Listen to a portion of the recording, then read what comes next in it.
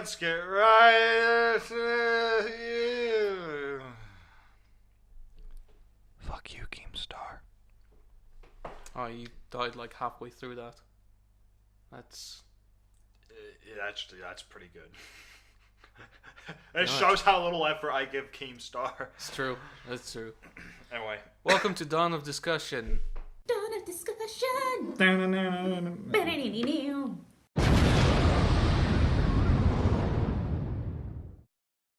Where we talk about stuff and question It doesn't really why. matter and no one cares. Yes. Today, we're going to start off by talking about general news stuff. Yeah. I'll take it away, I'd say.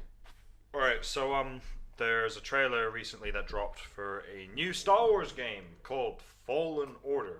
Yes. So premise of the game is very simple.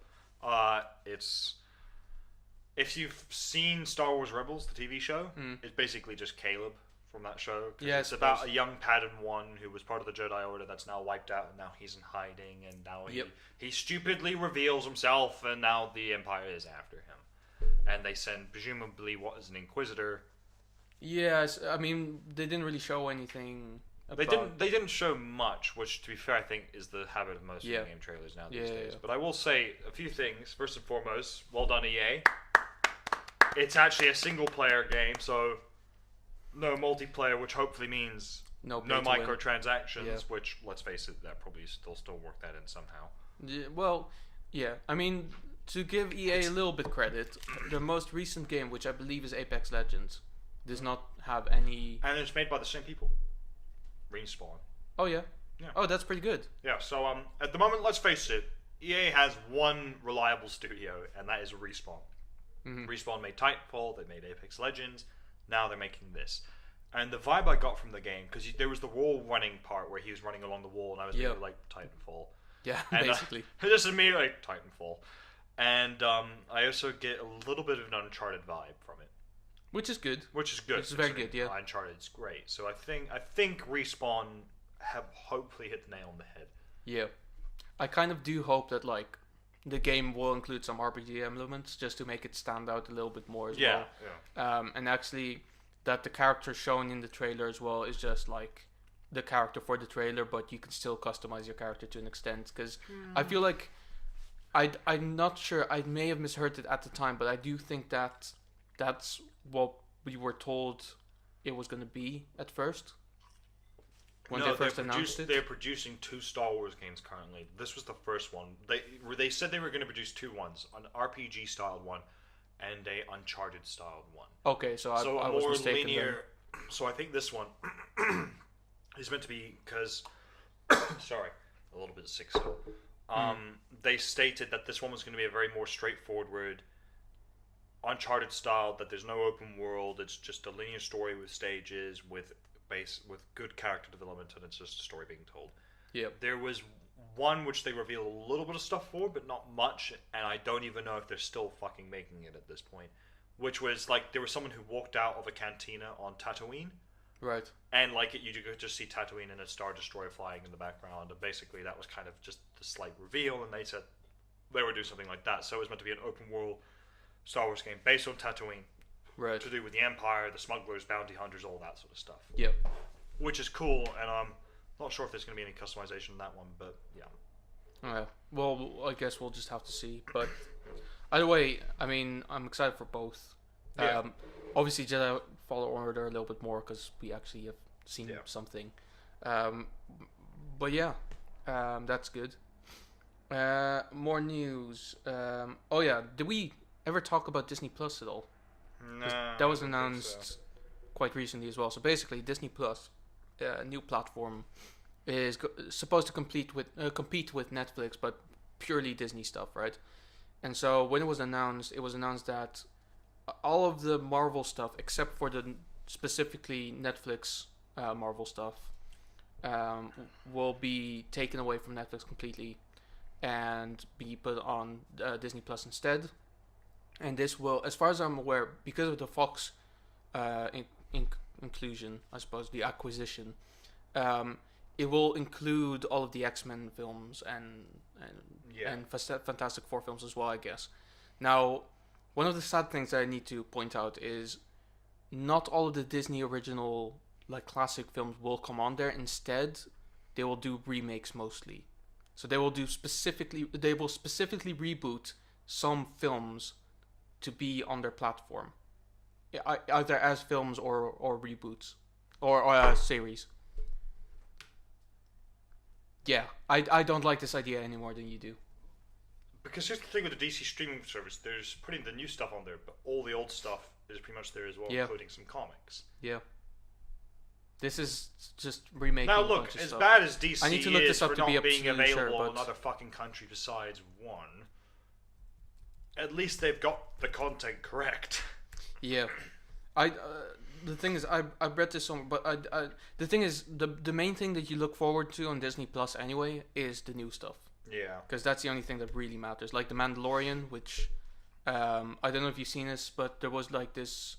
A friend of mine showed me this. There was like a leaked video that came from Star Wars Celebration where you actually see some stuff from the series, and it looks really, really good.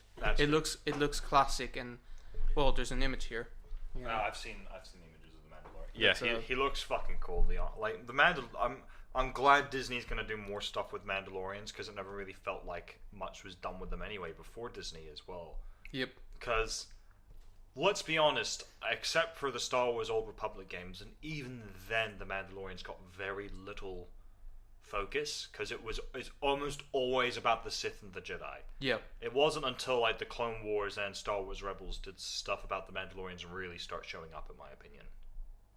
Like at least more like blatant, like, look guys, this is Mandalore, this is the Mandalorian culture. And to be honest, even the Mandalorian culture in Clone Wars is very toned down to how it's supposed to be. Yeah. Because it was like a very peaceful society, and Mandalore is not meant to be a peaceful society. It's No, meant to be exactly. very brutal and violent and very warrior-like. Yeah, which is basic. I feel like that's more like Galactic Empire times, though. Yeah, that's because I think, because before the Civil days War. Everything goes nuts.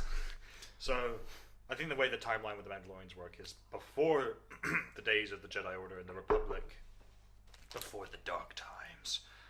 So, the times of Yoda, Obi-Wan, that was the peaceful time. But before that was the old classic Mandalorians, which was like they're warriors, they're traditional, they have honor, and then they collapsed and a peaceful pacifist society came up and everyone. And you had some Mandalorians going, dude, the fuck is this?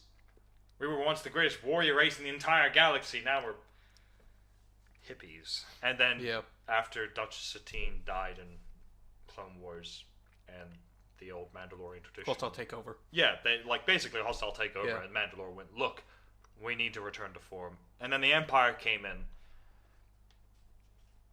which I must confess I'm kind of annoyed that they haven't done stuff with in the new trilogy, because you would think that if anyone hated being oppressed most, it would be the Mandalorians. Well, yeah. Because you would think they're like, we're the greatest warriors, and we're being oppressed by the Empire. Who rules the Empire? The Sith? And you would think, therefore, they'd be the first allies to the Resistance. Like, they would just blatantly say, look, we don't care about the fact that you have a Jedi who occasionally worked with you. We want this fucking Empire remnant destroyed. We will do whatever it takes. But they haven't done stuff with them. That's Mandalorians don't get enough credit or enough screen time. True. So basically, I'm looking at this list now on Sci-Fi Wire, and basically, I don't remember exactly which films are being remade. The one that I specifically remember, for some reason, is Three Men and a Baby. They're remaking that. What is 3 Men? Three Men and a Baby is a film with Ted Danson and... Is that the one where the baby's in New York and like they're trying to chase the baby down? Possibly. I can't even... I mean, they're three men who have to take care of a baby. It's Ted Danson, Tom Selleck, and I think it's Billy Crystal. 3 men and a little baby. No, just Three Men and a Baby. It says little. Well, oh, this is little. That's lady. a lie. That's little. That's lady. a lie. Men. Disney's lying to us. Babe. They're making the frogs. You know. Okay, so there was 3 men and a baby and 3 men and a little lady. So presumably there was a Three Men and a sequel. Baby. There was That's a the sequel one. or something. Probably, but I couldn't be bothered because let's be honest, Three Men and a Baby. It's nostalgia factor. Not a great film. So yeah, then they had a sequel, which is three. I mean, men. it's three men trying to take care of a baby. How interesting can it be? So there was a sequel. Yeah. With 3 men and a little lady, which I presume is the baby grown into a little. Yeah, lady. I suppose. Anyway, I suppose. They Also, should then do like 3 men and a middle-aged lady. Adult three lady? three old men, 3 old and men a middle-aged lady. middle-aged lady. and they all just go like, We used to take care of you when we were younger. yeah, and then they back off and they go like, she's legal now. Ah, yeah. We all- Suddenly, a completely different kind of film.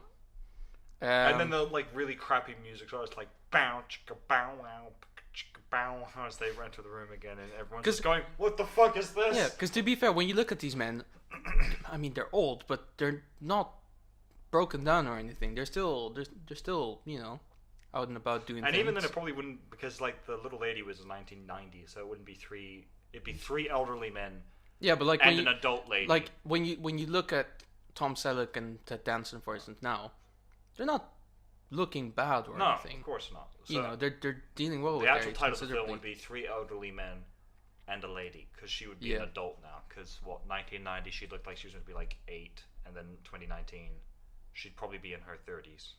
So there you go. Yeah. Also, they're remaking The Sword in the Stone, Peter Pan, and Lady and the Tramp Okay. as live-action films. Yeah. I mean, I assumed anyway. Which, by the way, how do you want to do that with Lady and the Tramp? I mean, That's it's a just- dog it's one, just- isn't it? Yeah, it just The wouldn't same way work. they're doing Lions and the Lion King. It'll be live action. Well, it's still dumb. Yeah. I mean, I'm 'Cause I was- sorry, I'm not excited for Lion King. There's just no point. I'm not excited, but I'll not watch it because of the unimpressed. cast mainly, but Yeah. Admittedly, they did get one thing right: the casting for for, Mufasa. it's the same guy. I know, that's why they got it right. They didn't fuck it up. I bet he didn't even record any lines. They just used the lines that he used in the original film. It's like, so you want me to come back and play Mufasa? No, but you said I'm in the film. Yeah, we're just taking your old dialogue. Oh. Okay. I mean, Will I get royalty still? Yeah, of course. oh right. Okay. Like, here's the thing. Here's the question. If Robin Williams had still been alive, do you think they would have cast him as Genie? I think they may have. I don't think they would have. I think they would have, because they did cast James Earl Jones as That Mufasa. doesn't really mean anything. What I do think think is more- they would have consulted him to find a successor probably, and it That's- probably wouldn't have been. Will Smith. Well, here's the thing: we're giving Will Smith a lot of flack for him being. I the actually Genie. think he'll be the best part of that film. But I'll be honest, every bad thing about Will Smith as the genie and like all the memes isn't about Will Smith. No. It's about the effects surrounding Will Smith. Yeah. And like, I think, Yeah. in all honesty, I generally think of that film, he'll be the only good part in it. Because I think the thing is, he is going to somewhat replicate Yeah. Robin Williams, but he is going to take his own spin on it, which is Sure, which is which great. is good. Yeah, I mean, you shouldn't just replicate. You shouldn't do what they did with Beauty and the Beast and just shot for shot, scene for scene, make a complete remake of it. Yeah. You need to do your own stuff in it, which it kind of looks like that's what they're going to do. Yeah. But like, I mean, thingy, little tiny beard, the bad guy. Oh, What's his name? yeah, whatever his name is. I don't. Let's.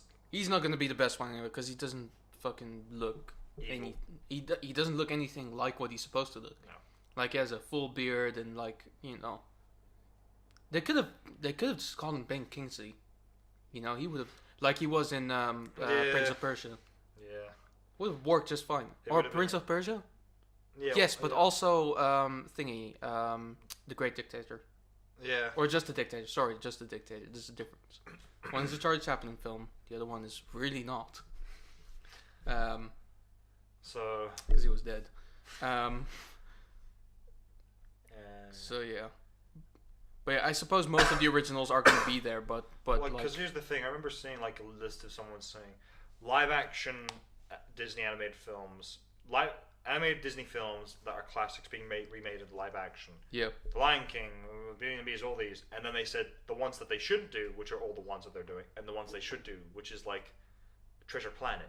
Sure. Yeah. Because I think as a live action film, that would be awesome. That would be awesome to see. Because just the sheer special effects of today would make that film spectacular. Yeah.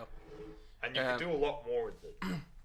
So basically, what I would like to talk about though is obviously with Disney Plus, there's a couple of new shows coming out, like The Mandalorian. On the Marvel side, which is worth talking about because it's only a fair compensation for not being really able to talk about Endgame. Yeah. As we're we're watching it tonight. This is probably going to, let's be honest, the main episode we're doing today. Because I can't, like, Endgame, there's not much we can discuss about it. No, because we haven't seen it yet. Yeah. We're seeing it today, though. Yeah, so stay tuned. We will review it with all the spoilers you could possibly dream of, because let's be honest, we don't want to... Snake kills Dumbledore. That's Endgame, right? Sure it is. They defeat Thanos by using Will Smith's rewind power. Oh, that's hot. Just imagine when Thanos does the snap. Yeah. It's just like in the bushes somewhere. It's just Will Smith with some binoculars going, oh, that's hot. So there's a couple of Marvel shows. Some of them related to the MCU, some of them not. The first one that isn't is Marvel's What If. So that's an anthology series which is inspired by the comic book series of the same name, which will play out alternate histories of the MCU. Not the MCU. It says the MCU, but like... It is MCU related. Is it a movie? No, it's an anthology series, animated. Oh, okay. Okay, that's cool. Yeah, and so, for instance, it says one of the episodes that could potentially be is, what if Peggy Carter caught the super serum and became Captain America instead of Steve Rogers? Okay, that'd be cool. Yeah. So I'm assuming they're going to do one for each? Not necessarily. So basically, it's going to be mostly about the What If comic book series. Yeah. So like there's one, for instance, where like, you know... Because what would be a cool one is like, what if Tony Stark didn't make it out of the cave and it was the other guy? That'd be cool. I'd watch that. Yeah. Because what would be cool is if he made it out of... If Tony made it out of the cave with him, but Tony died afterwards. Yeah. So there's the arc reactor thing, and that guy takes it to Pepper. Maybe Pepper becomes Iron Man, or he does. Something like that, yeah. Something like that would be cool. Or James Rhodey becomes Iron Man. That'd be cool. That'd be cool. So one of those. So there's a bunch of things. And then in the Thor one, Thor's the bad guy and Loki's the good guy. I don't think that's possible, is it? Let's be honest. I mean, I could look up What If and see what storylines they could actually do. Yeah. But there's also going to be a... Hawkeye was an interesting character. Jesus. Wow. Yeah. I'm sorry. I didn't. So it says there's other Marvel-related documentary series called Marvel 616, which is basically just about the main continuity storyline, like giving an introduction, like a history of like how that came about. Which, if you're not into comics but want to be, that will probably be a very good starting point. And then Marvel's Hero Project, which highlight IRL heroes who are doing good in the community. No, don't glorify that. That's a mental illness. Oh God. Okay. Well.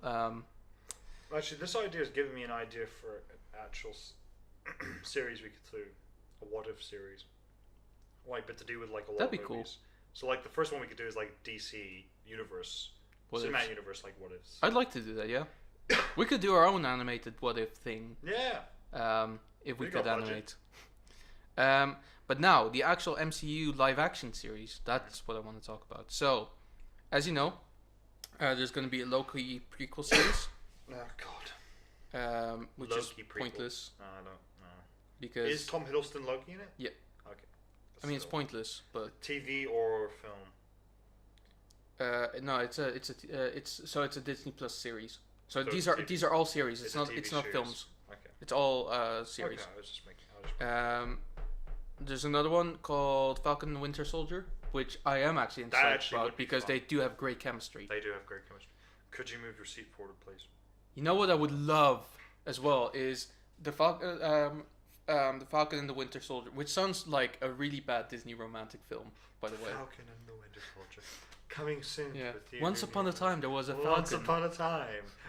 What I really hope is that there's going to be a couple of episodes with Spider-Man as well. Yeah. Purely given the beef between those two and Tom Holland. Just as a random note, is the Winter Soldier still technically the Winter Soldier, or is he the White Wolf now? Is what he keeps being called by the Wakandans. Which, FYI, I think it's just their name is for very him. racist. Yeah, kind of. What are we calling him? The White Wolf. Why? Because he's like a wolf, but he's not us. He's not black like us, so he's white. Basically, yeah. Why can't we just call him the wolf? Shut up, Sherry. I found the child is like, look, I'm Black Panther. I need a white companion. Okay, it's gonna be White Wolf. Just imagine that was his sole reason for calling him the White Wolf, because he's Black Panther. I actually once found the most racially PC Marvel character ever written, who's held the mantle of White Tiger and Black Panther, and he is a half. He's half black and half Jewish. I don't remember exactly what his name was. He was the third White Tiger, anyway.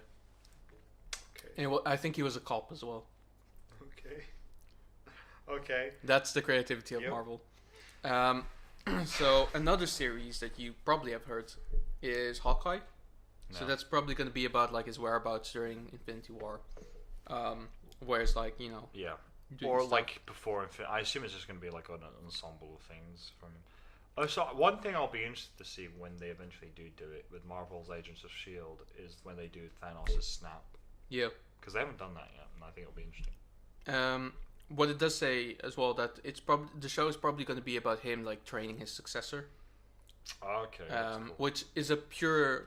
It's a theory, so it doesn't really say anything about whether Hawkeye survives Endgame or not. Even though I'm pretty sure he won't. Because let's be honest, it's a good way to go. It's a noble death. Yeah. And the last one is it's literally called WandaVision. It's like Wanda and Vision, like spelled in one name, WandaVision. So one of their actual series, which sounds literally a shipping name. Yeah, it actually sounds like a show about how Wanda sees the world, but no, it's a romantic comedy show, I think. Maybe not comedy, but it's it reminds me of that SNL it's sketch. Friends just with Wanda. No, it reminds me of that SNL sketch with Scarlett Johansson called the Black Widow solo film, where she fucking falls in love with Ultron. By the way, they are doing a Black Widow film, and the only reason why it was confirmed is basically every time Scarlett Johansson is asked about it, she's like, "What? I don't know about that. I don't know." And there's this one interview with David Harbour, who played Hellboy, and at some point someone went like, so we heard rumors about the fact that you're in Black Widow. Is that true? And he was like, "Oh yeah, no, I totally am doing that film." He's like, "Wait, isn't that supposed to be a secret?" Well, let's be honest. It's been a secret for how long now? Like 7 Ages. years? Yeah. Ages. I mean, you might as well just tell people now that you're doing it. So to you kind of to be forced fair, to do it. contrary to what people think, I actually think that they may have actually missed the window on that one. Yeah, I think they should have done that way earlier. It should have been way earlier. In fact, I feel like it should have been phase 2 at the latest. Yeah, they should have done way sooner. But because like the thing is now, it's like, because here's the thing, if she dies in Endgame, which is a distinct possibility, yeah, then they really have Mr. Marcus like, now we're doing a Black Widow prequel film. Well, we don't care because we know how it ends. She dies. Yeah, but it's not just about that. The thing is, solo films, right? I feel if you're gonna do a solo film for any character, it should add something to our knowledge of the character or our perspective of the character. Yeah. Let's say, so with Black Widow, right? What are you gonna tell us in a solo film? That was my question from the very beginning when people were asking about, like, if you're gonna do a Black Widow solo film, what story do you want to tell? And we already got some answers to who she is from Age of Ultron. They're not good, but they're there. So. And in the solo Avengers films, the first Avengers film as well, like the whole thing about like that she was a spy I or got whatever. red on my whatever, and I washed it out. Yeah. So that was my main criticism with the Black Widow film. If they have a story that is worth telling, great. I'm all for it. I'm not a misogynist, I swear. No, I'm completely with you. I think they've completely missed the timing. Yeah. I mean, to be fair, I would have said don't make a Black Widow film before you make Wonder Woman, because Wonder Woman is the OG classic female superhero. So she deserves to be the first one made. No offense, Scarlett Johansson. I don't give a fuck about you or Black Widow. Well, to be fair, she's not really the first, is she? I mean, she might be. I don't know, but like, there's been female superhero films before. No, I mean like the first female superhero though. What do you mean? Like, because it goes Batman, Superman, and then Wonder Woman, meaning she's the first proper female superhero in comics. Yeah. So what I'm saying is, of all the major Marvel and DC superheroes, I don't include Elektra because fuck that. Or Catwoman. Well, she's technically not a superhero, so yeah, an anti-hero. okay. So. Or Supergirl. Oh yeah, she did get a movie. Or was that no? She was a TV show. I think she had her own film. They fucked it up before it even started. She deserved to be the first, and they fucked it up every time. I think this might be a good point to go to a break. And so Fuck everyone. Today we thank our sponsor. We don't have one. You know, legally I'm not allowed to say that anymore.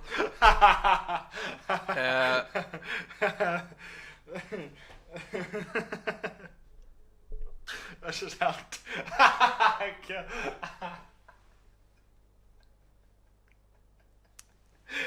We'll be right back after this court case.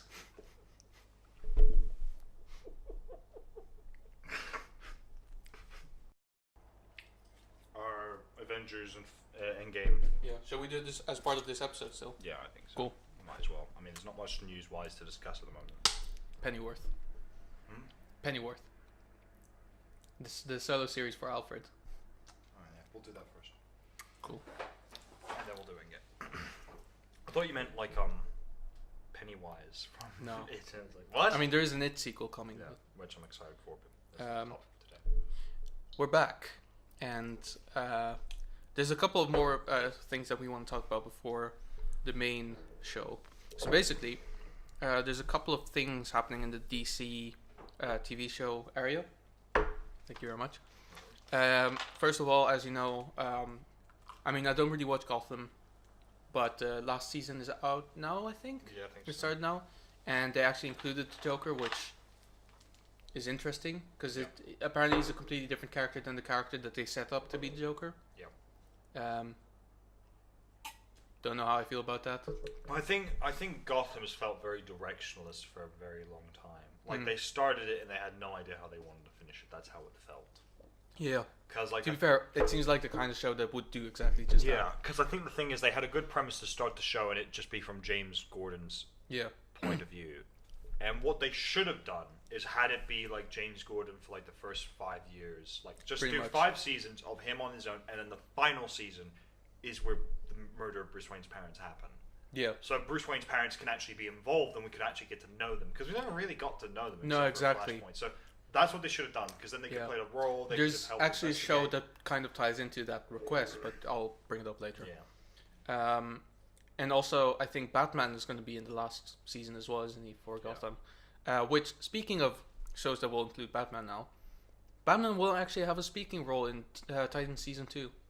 He will actually be a prominent character in it, That's cool. which is interesting. Well, I imagine kind of how they're probably going to set it up. And I is forgot that- who plays him, so Is bear it? with me. You forgot? I forgot who plays him. Oh, okay. I can imagine that probably kind of the way how it might go is that Dick Grayson is being mind controlled by Trigon, and Trigon takes him, Raven, and no, he wouldn't take Beast Boy, and he just fucks off with them, Yeah. and the Titans kind of need help to get Grayson back, so they turn to Batman, who logically is probably the best person to hunt him down and bring him in. So It'd be cool if they introduced Wonder Woman, which I don't think they would do. Ian Glenn. England? Yeah, apparently he was in Game of Thrones. Can I see? Who plays Jorah Mormont? Oh, Jorah Mormont. Yeah, I know the one. Yeah. So he's Batman now. You would recognize him if you saw Okay, him. fair enough. Because for the unloyal viewers between us, of which there are none, obviously, I don't watch Game of Thrones. I do. I Which love the puts first me two puts me in the episodes. line of fire. By the way, I did want to mention it's interesting how like public chats about Game of Thrones have completely changed. Because I remember 2 years ago, or 3 years ago even, I was on a set when season 6 was just released, and everyone was like, "Oh, did you see the bit and that and that?" And he bent the knee and all that stuff. And like the other day, I heard a conversation. And it was like, "Yo, have you seen episode 1, season 8?" I think it's similar to, that's good. That was good. And that was it. That was the entire conversation. And what happened? It's similar to like how Marvel was like 2 years ago. Because you have to remember, Marvel did go through a fatigue. Before Infinity War, people were kind of done with Marvel. Like people were bored. Well, yeah, because some films, Age of Ultron, weren't really good. Yeah. And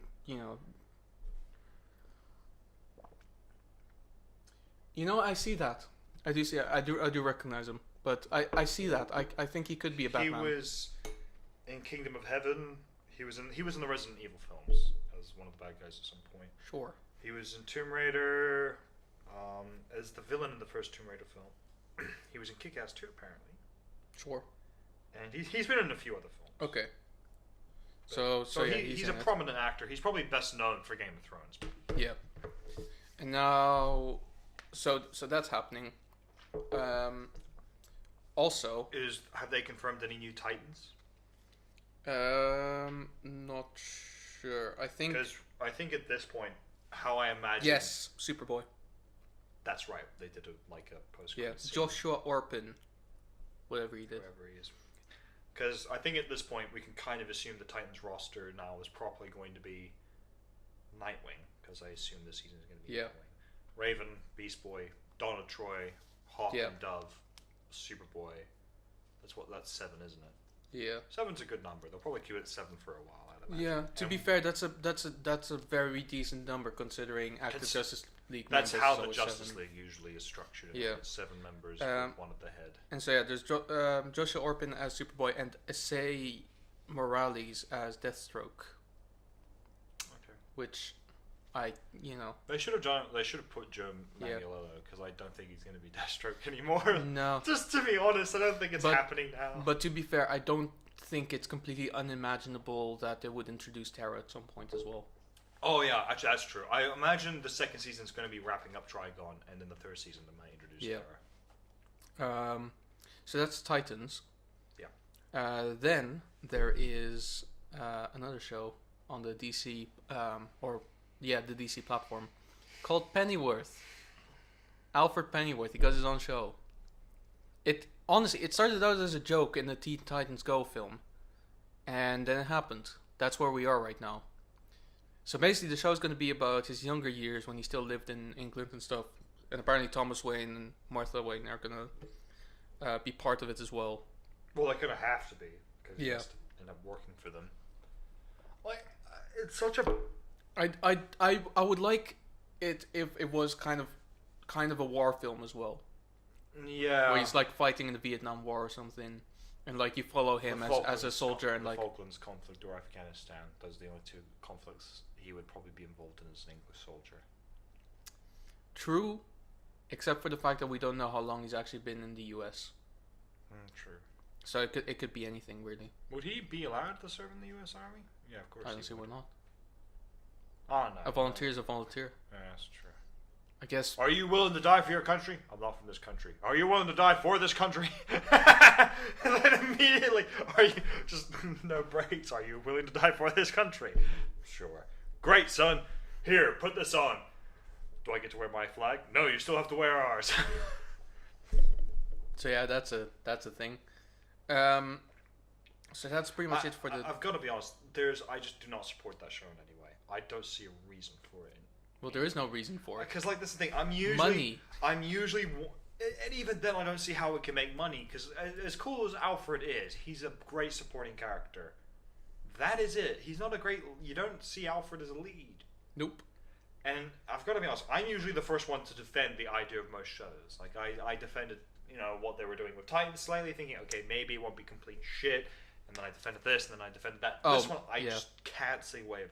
Yeah, my bad, by the way. It says a former British SAS soldier. Yeah. So yeah. So. Who forms a security company and goes to work for Thomas Wayne. Wait, security company? Wait, he was their security guard? And then became the butler? Huh. That's weird. Maybe he's security guard / butler. Maybe. In any case, either way, yeah. Yeah, Maybe what possibly happens is he makes a security company, works for Thomas Wayne after a while. Then after a while, decides he likes working for the family so much, he decides to stay on as like a butler. yeah, I suppose. We'll see. It takes place in the 1960s anyway. We'll see how it goes. Yeah. So yeah, I have a mild interest. What would be cool? One thing would be cool if they did the show is if it were very early years as well for Thomas and Martha. So it was Alfred going to work for the Wayne family, and it's Thomas, but Thomas only just meets Martha as well in season 1. So it's about their love relationship beginning to form. That'd Be cool. Because then you can see all that, and obviously then you can assume the Falcone gang and the Martilli gang, I think it is. I don't remember what the other gang is called. They're going to be involved somehow. You can just imagine straight away. Pretty much. So yeah, that's pretty much it. Yeah. As far as DC streaming platform. So now we have nothing left to talk about except for the big one.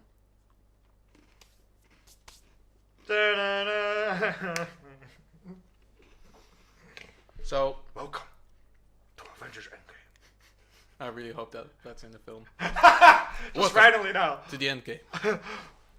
Just randomly, just someone there going, welcome to the Endgame. Why the fuck is Jurassic Park dude here? So, it's out Peter now. Quill never saw Jurassic Park. It just dawned on me. Yep. That's sad. That is very sad. To be fair, he saw a lot of things that are just not very good. So, ignoring that, the Endgame is out now.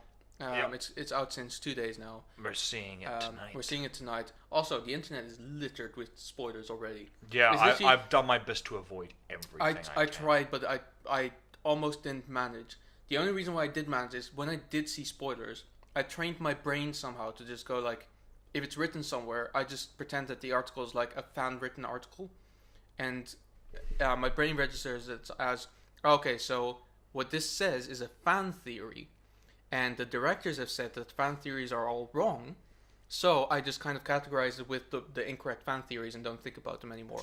That's the only way I could escape the one thing I got from someone, which is not a spoiler in any way, but it did get me even more excited because not yesterday, the day before Thursday, I played D&D and I met friends of mine. One of them, Cosmo, said Thor and Endgame is. That's what I'm hoping for because he has the most prominent arc. As well, the only slight spoiler that I know is there was a whole thing about the watch times. No, you can hear that.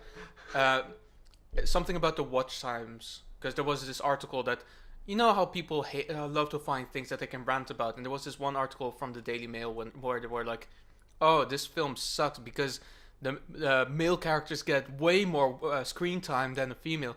And then it actually posted like the amount of screen time that each character had. Do you want to know it all? I'm assuming Thanos gets top billing still. It went purely about the top billing heroes. So like the main heroes basically. Captain Marvel. Do you want to know how much screen time she has? How much? 15 minutes. 15. Which got me even more excited for this film. Only 15 minutes. It's like she shows up and then finally like. Oh, it just happened late. God damn!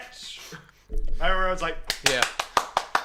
Plot twist: the clip that was released that was about a minute long is at the end of the film, not at the beginning.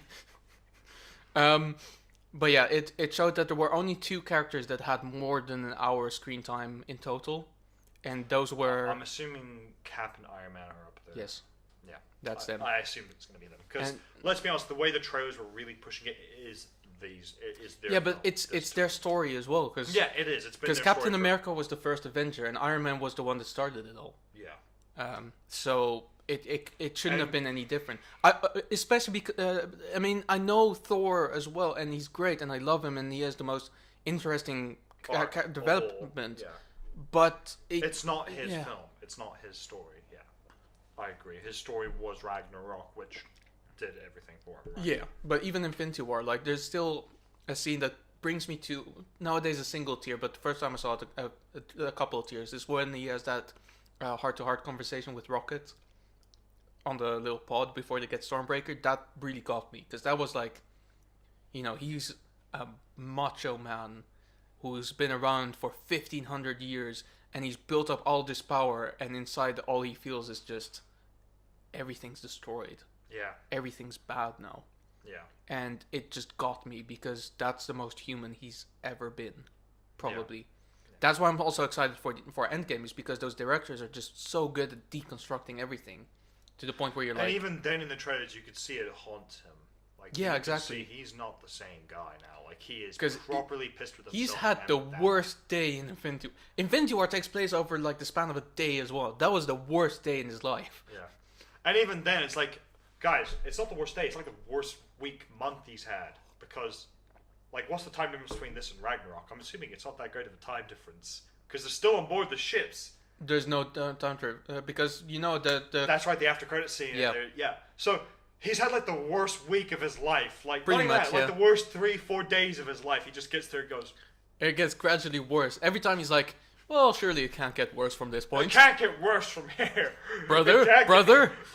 And then it's well, surely it can't get worse from this point. Oh, I should have gone for the head. You can imagine, like, the first time he's hanging upside down with Suter just in his head. He's going, it can't get worse from here. Then, like, he meets his father after a long time. It's like, or he goes back to Asgard and sees Loki's in charge. It can't get worse from here. Meets his father after a long time and his father's dying. Can't get worse from here. Meets by the way, you have a sister. Can't get worse from here. And just like... breaks hammer. Breaks hammer. Can't get worse from here. Gets sent to the planet where he's forced to fight the Hulk. It's just like, can't get worse. Can't get worse. Can't get worse. Can't get worse. Can't get worse. Should have gone for the head. Should have gone for the head. Just the moment like, should have gone for the head. Oh, man. Oh, God. Thor sucks. Not him as a character. His life just His life sucks. Wife, his mother's dead, father's dead, sister, despite being evil's dead, brother's dead, his 3 best friends are dead, his girlfriend left him, his female best friend is nowhere to be found, the other female friend he made is nowhere to be found. Well, I mean, I guess it's not really a spoiler if you're going to promote it so actively, but Valkyrie is in this film. Yeah, I saw that as well. Yeah, because of the poster and everything. Yeah, so she's, which, to be fair, thank fucking Christ. Yeah. I will say it is interesting but weird and also slightly frustrating. There's like active campaigning for Valkyrie and Captain Marvel to become a thing. The one thing I would say is I'm still extremely frustrated Lady Sif's not in it. Well, yeah, because it's just completely... it's gone completely without explanation. Yeah, because she should be in it more than Valkyrie. Well, yeah, because she was the original, One of them. She technically is the original first Thor infatuation. Yeah. Technically, in the comics. And if she should have been the queen. It would have been perfect if in Endgame she came back and Thor and her finally reconciled and became an item. That is how that felt. But like, it's a beautiful thing as well, where like the directors keep like giving weird excuses. So like, the reason why she wasn't in Ragnarok, she had a different mission. How about Infinity War? She had a different mission. Really? Twice in a row, and let me guess. So the first mission didn't have anything to do with Infinity War. The second mission definitely doesn't have anything to do with Ragnarok. Yeah. Like, here's the point I would also make. Yeah, I would go to the directors and say, look, why is she not in the film properly? Is it because the actors can't make it? Yes. Okay, here's a little thing called recasting, and a little thing every fucking film has done. Yeah. So fucking recast her, because she has to be in Endgame. No, exactly. And I'm assuming she's not, because there's been no news on it. So. Yeah. What I also wanted to mention, on a slightly more that could be a what weird... If. Yeah. If she's actually in it, what happens? Not much changes, Maybe. But still, it's just with better. What I did want to mention though is obviously like, so I don't think it's a secret or anything that a lot of people are like against Brie Larson, and I get it, 100%. Like, she said some stuff that is really very questionable, very very questionable.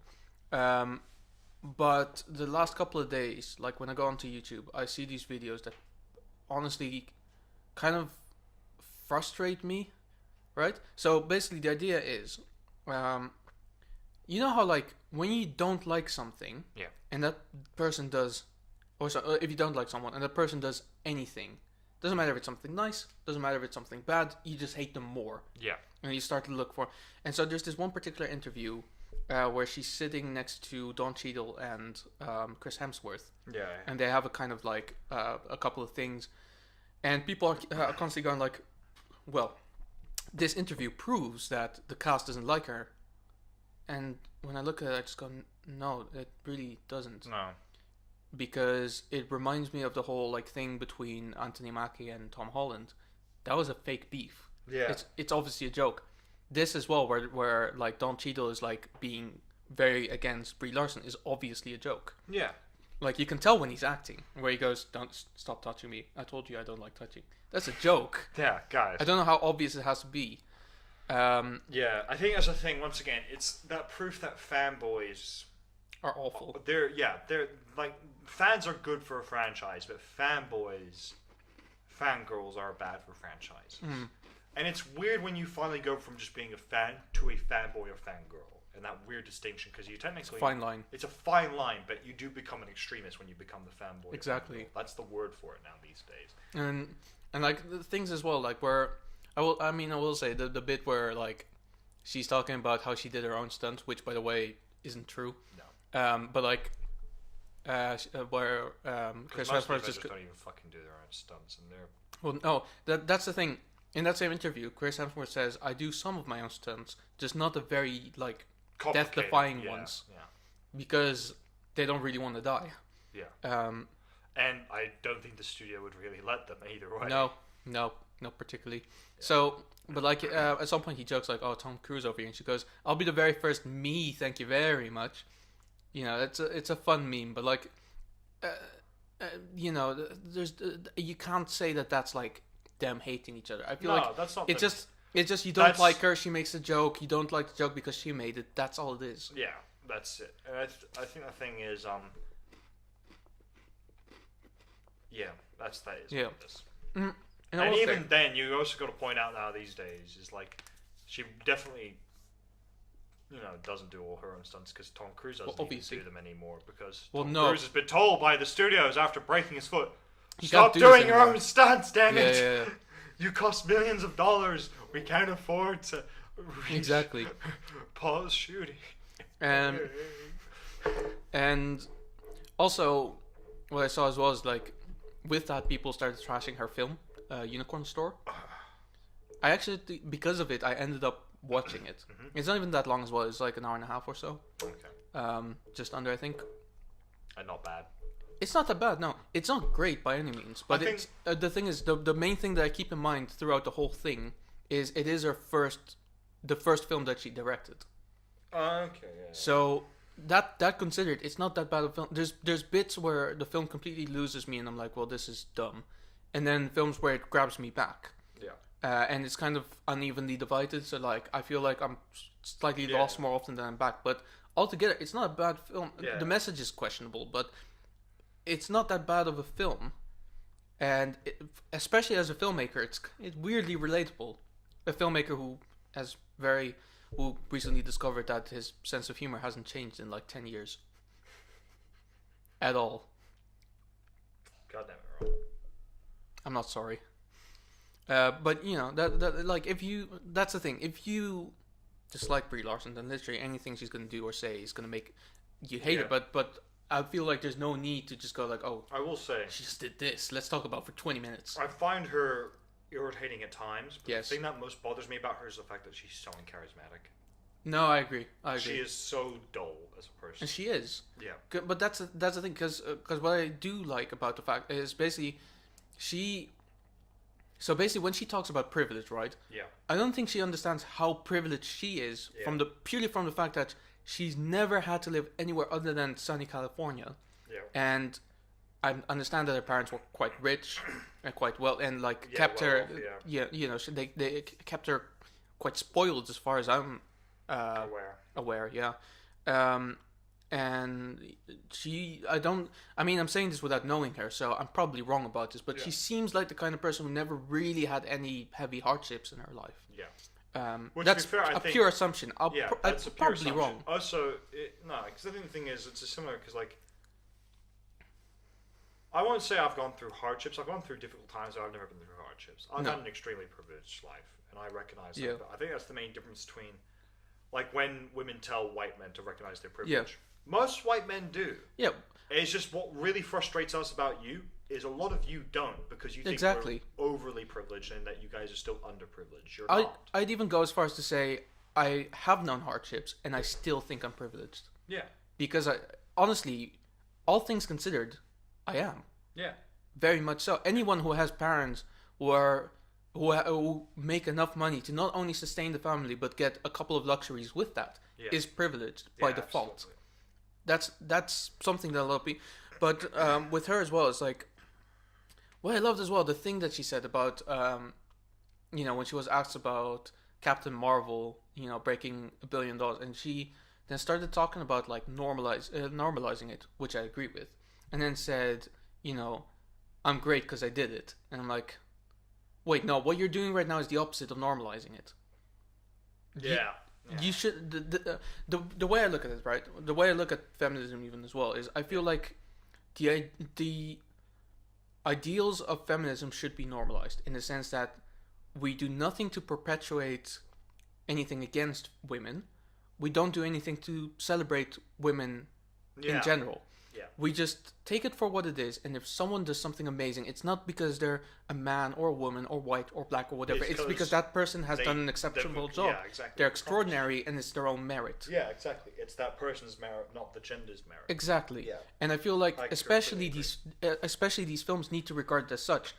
Captain Marvel shouldn't be regarded as exceptionally well done because it made $1 billion as a female-fronted superhero film. Here's the other thing as well. When you look at it as well, when a female director does very well, people say always specify, this great female director made this great film. When Steven Spielberg does well, they just call him a great director does it. But the beautiful thing is, I will say that's why I like Wonder Woman so much, is because they praised Patty Jenkins, but in most praise they completely gloss over the fact that she's a woman, and that's exactly what I want. Her as an individual. Exactly. Exactly. And that's what I like about so much. Like about her as well.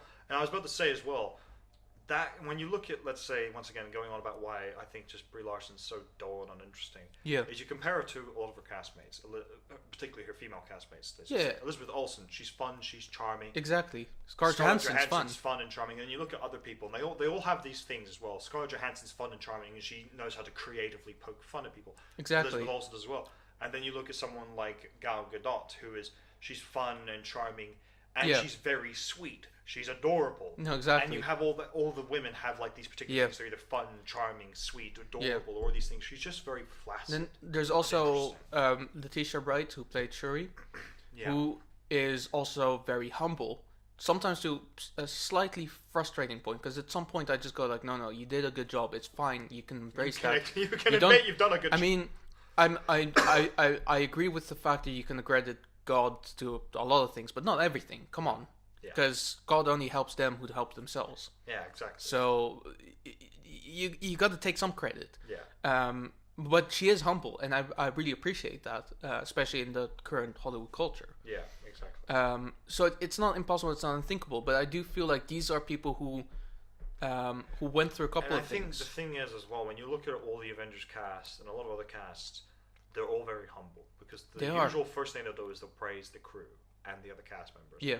Whereas with her, it's never felt like that. No, she went, Captain Marvel's success, because you notice, which may be a joke, but the problem is she can't pull it off. No, exactly. But have you noticed in all of the interviews, ever that she's in, she's talking about herself the entire time, which is fair enough because the interview is with her. But like when, for instance, when there's an interview with like Chris Evans or something, he goes like, well, I really love the character is great and all of that, and I think that Anthony and Joe Russo have done a great job like presenting him and stuff like that. And the crew did a great job making me look Chris great. Pratt takes no credit for Star-Lord. No. He says it's all James Gunn 100%. And which, God, makes you love him even more. And the thing is, because he is a very lovable guy. Oh God, I just had it in my mind. All right, one of the reasons why I fucking love Tom Cruise is he's such a genuinely good human being, despite all the stuff previously with Scientology. Yeah, but the thing is, when he ever came into an interview, he always remembered the name of the person who interviewed him previously. If he's having that's incredible. The fact that he goes in and is like, "Oh, hi, how's it been? Has it been good? Your family?" Like the fact that he takes the time. That's absolutely great. And my brother went to a premiere with about The Mummy. because he worked for Paramount in distribution. So in Sydney, and the cast was there, and Tom Cruise went around to every single table at the dinner and talked to everyone. That's so cool. And the fact that he does that shows you he is generally a good human being who gives a shit. You know, I respect him more than I did 5 minutes ago. That's awesome. That's why I love him so much, because I hear those stories and think that is what Hollywood should be about. Yeah. Inclusion. Great actors doing great work, but being good people as well. Yes. It's not rare anymore. I feel like there are a lot of more so now these days. I feel like actors now more so these days realize they need to. Because a lot of people are starting to understand as well that an acting career is a privilege. Yeah. You have to be either really well connected or very, very lucky to get into it. Yeah. Very lucky, very well connected, and very fucking good. Yeah, which is why I'll never make it. As an actor, at least. As an actor. As a filmmaker, still up in the air. Please, someone hire us. It literally all depends. It all depends on luck at this point. It does depend on luck. We need to make something. Come on. 1 out of 3. Yeah, it's gotta be luck. We need to make something and get it to a festival. Yeah, win, basically. All the awards. What's the most obvious thing to? We need to make a road trip film, which is just someone doing head out the window for an hour long, and that will win an award. Well, we've got my film.